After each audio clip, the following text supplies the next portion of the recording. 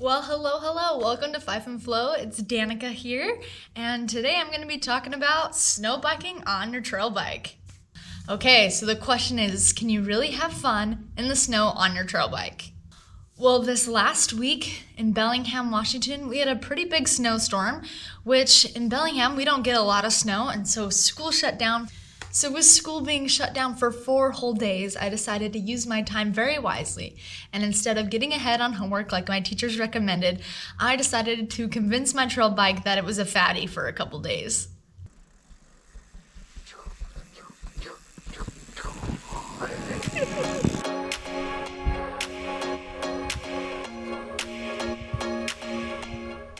Some climbing was pretty strenuous but doable.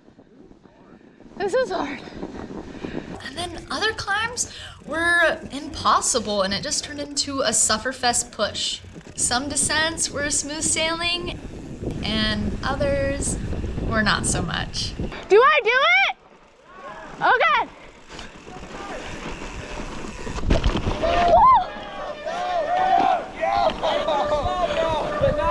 But it was a great time to get outside, see the beautiful snow, and enjoy some time with some friends.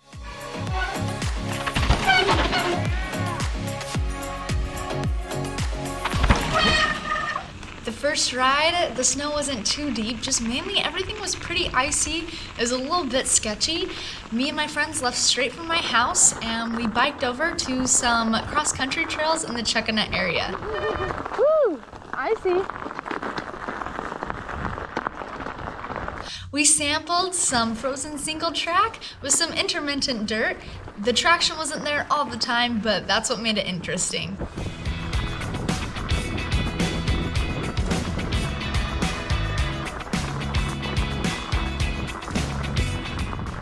Our main problem with this first ride wasn't the lack of traction, but really it was because of all the snow-laden trees that were hanging over the trails, and so we had to go through them or under them or just get hit by them again and again and again.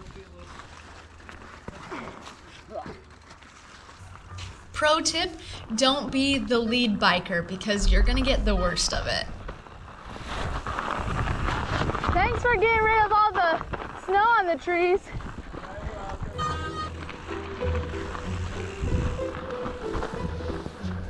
Oh my gosh!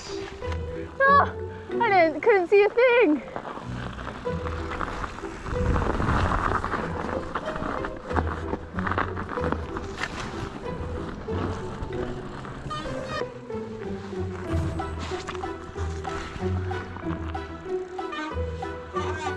Whoa. The ice and the snow combined with the roots really didn't make for an easy breezy ride. Ooh, a little tricky there.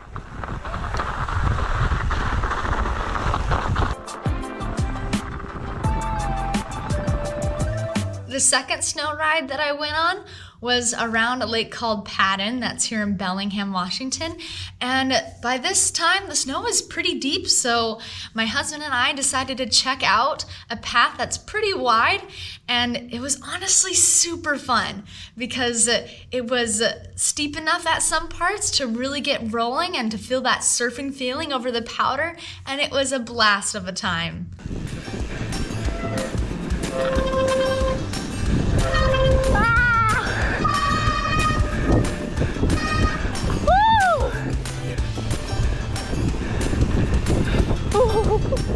During the climbing, you really had to keep your momentum up and also put quite a lot of effort into maintaining your balance.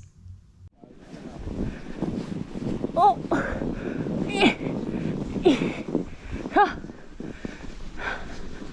It's like a balancing act.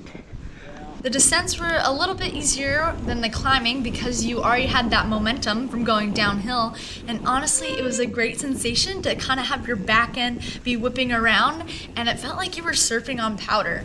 I'm not really into snow sports, but I could imagine it feels pretty similar.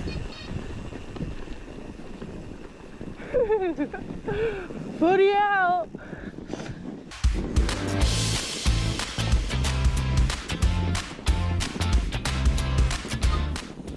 After after I got a little bit more comfortable with the snow, my friends and I decided to check out Galbraith Mountain and ride some trails over there. It was really eye-opening to ride a lot of trails that I'm really familiar with, and in the snow, they were so much harder and a little bit sketchy, to be honest.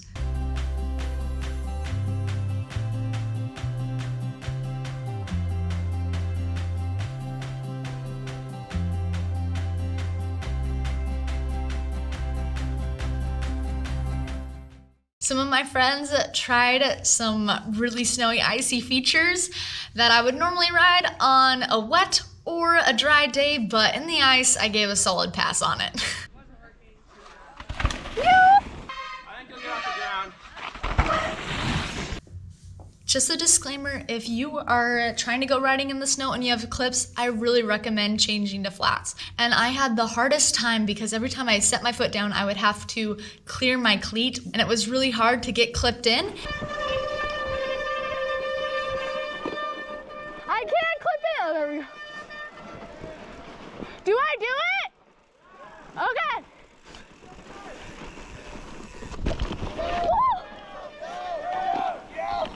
3 rides in the snow, I really enjoyed myself. It was really fun to kind of learn how to balance and ride in the snow.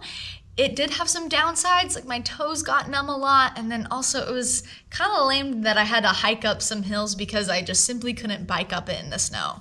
I had a blast on my trail bike. I definitely think it was worth it to take it out in the snow for a couple days.